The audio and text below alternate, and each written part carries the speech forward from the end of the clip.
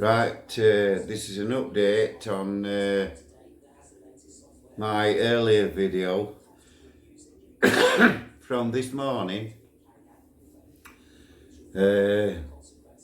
Before I set off for Doncaster Police Station this morning, I started a chat, and I said on that chat, I was speaking to Live Free, and I said that there's been a number of times when I've turned up at Live Free's house and I've told him that my instincts were pricked and that things were feeling dodgy. How you do when you're going to do something. And I mentioned the instinct about you making you want to piss before you jump in to do something, you know. And that's the adrenaline there and everything. And I said that I was always right, and that usually when I felt like that, like I was saying this morning, before I set off for Doncaster Police Station, that was round about 10 o'clock this morning, I said that although we didn't believe that the police had anything to nick me for, I just got the impression that they're trying to set us up. But it wasn't that my instincts were pricked about. I knew there was something wrong, but I didn't know what until I got home. So what I did, I got to Doncaster Police Station, and my solicitor didn't turn up because he'd been on a case all night. He'd been defending a 15-year-old lad on a robbery. And he'd been told by the police that they just wanted a little quick interview so he could phone in and do it over the phone.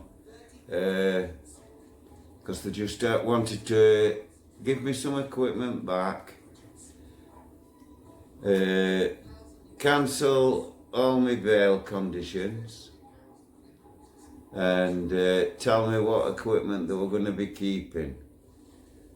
So I had a word with my solicitor on phone, and he told me that they were wanting access to my mobile phone. They wanted the PIN to the phone, and it was my right, and she said that they was asking. They wasn't telling me I had to. It was voluntary if I told them. So I told her that I wasn't going to tell them. And she told me that the police were liable to damage my phone. Well, I've got one thing to say to them people. If your techie can't get into a mobile phone without damaging it, he wants to get a new job.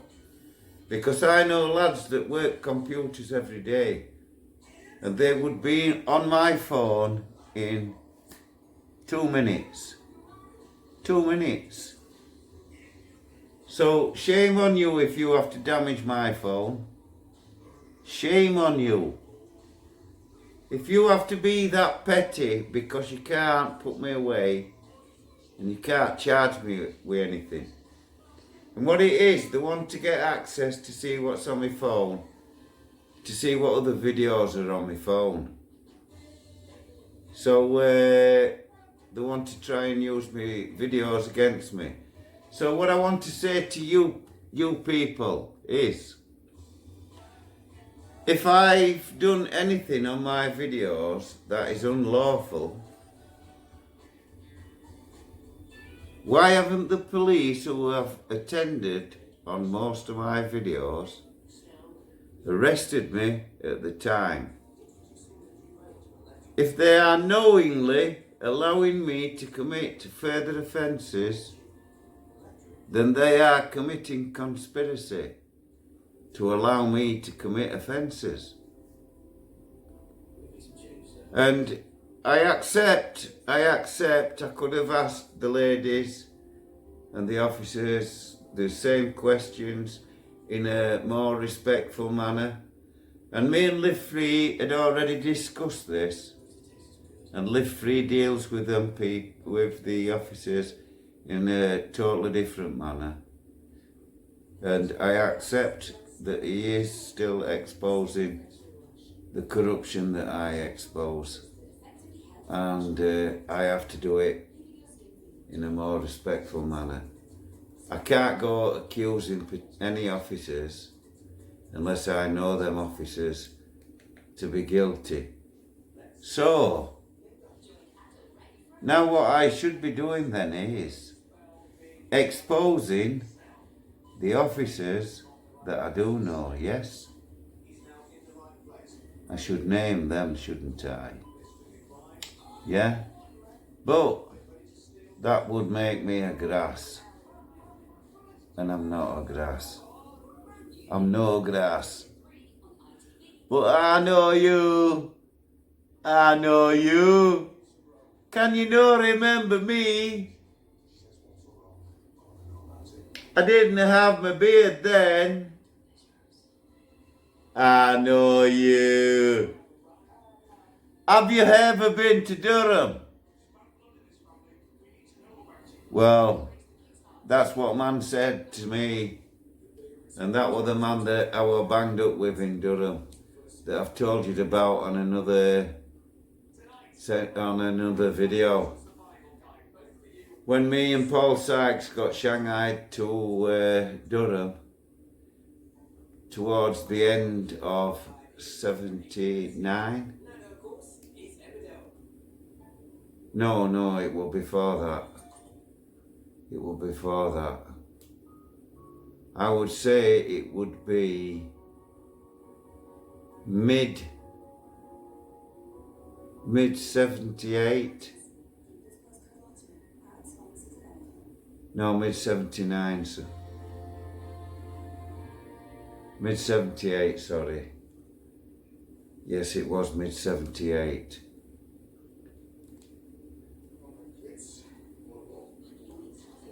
Mid 78. Yeah, and then we were there getting right on through 79. And then I ended up getting shanghaied and going on to Franklin on my way to Everthorpe. And then I was worried about Paul because he had a beef with Lee Duffy at the time that were running Durham, Nick. I didn't want him to cause any trouble with Lee Duffy. That were Lee Duffy's jail. It wasn't our jail. We used to walk round that exercise yard, zigzag like that, in Durham Yard. And the workshops were like sort of top end at yard. You went through gate at top and then up into workshops. Where mailbag shop and that was. But they also showed you film up there as well, if I remember right.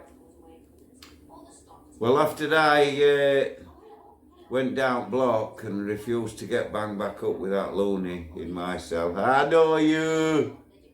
Can you not remember me? Yeah, you remember me from Durham, don't you? I remember you. The boys will get you. You know ready. Yeah, I'm ready. I were off, mate. I won't get banged back up with you no more. And yet I did recognise you when you were in Armley, but no, I wasn't having no nutjack round me. I had enough problems of my own at the time. So, without further ado, I'd like to say that when I got back, before I got out of the police station, they told me that there was, we had like a little interview, and she said that they were removing the bail conditions and giving me some equipment back, i.e. they gave me my dongle back. not my dongle, my gimbal. So I've got none year's gimbal back. Big respect, none your business. So I'm glad I've got that back. But they've kept my phone and they've kept my laptop. So anyway, I got back home. I did a live and everything, and I came home and I didn't bother contacting the boys because I knew they'd be out. And then I did a few things when I got home, and I thought I'll just check in on Marty's, see what Marty's doing. And he went out on his own. And I couldn't believe it. I thought, where's Sherlock? And then Marty actually said on his thing that Sherlock was staying home. He didn't have no thumbprint. It was not to do with thumbprints off there, lass. Respect to your lass. Tell her she's got a great tattoo. And my daughter's tattoo is right up her hip as well. Hers is black and white, shaded roses and that. Sherlock can't tell me what yours is. But that's another subject. Now, I'm looking in on that, and Sherlock actually phoned him a couple of times and interrupted his filming. So he switched off while he swapped lenses on his camera and that. And he phoned Sherlock and found out that Sherlock had actually been busted roughly around the time I was saying that right and I was suspicious with my instincts. Something wasn't right, and I was right again, wasn't I?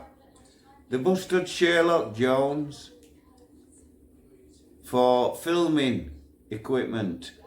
And I think that they was hoping I would sign and allow them access into my mobile phone. And then they would have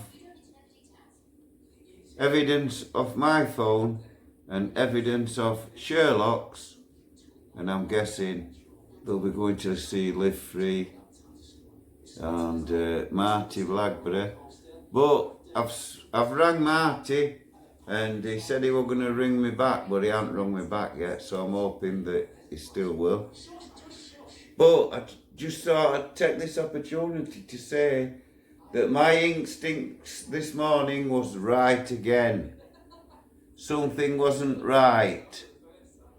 While the police were conspiring to get me to sign and allow them access to my phone, they thought by then they would have something off my phone that would implicate, I don't know who.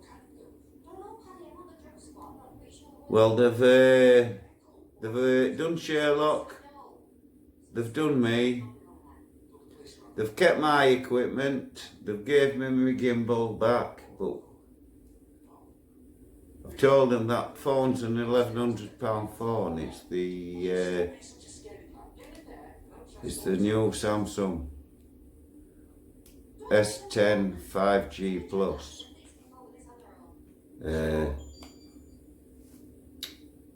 A little lad knocked this phone out of my hand, and he put a crack on it on back. So I was devastated about that, but you can't send out to kids, can you? You just come flying out of the shop, knocked it out of my hand, bless him.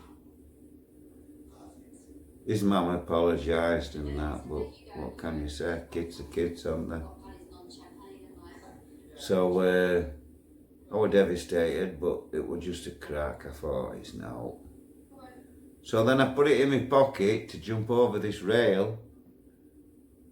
And while I was rolling over the rail, I heard it go. So I looked and I've put another big scrape thing on it as well. So I've done more damage than Young'un did. So I'm not having much fun with my equipment just lately. But I've got rid of my bail conditions. I'm just sorting my car out. I'm just getting the clutch sorted on it. And I'm back out there. I'm back out. So, big respect to everybody that supported me through this. I'm going to close this video now and see if I can get in touch with, well, I can't ring them really because I don't know what's happening.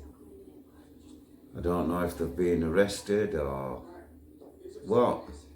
Marty rang me and said that he was going to ring me back, but it is now 8:15 and he still hasn't rung me, so I hope no untoward has happened. So big respect, and I'll try and keep you updated. Respect everybody. Don't forget, like, share, subscribe. Thank you very much, and big respect to you all.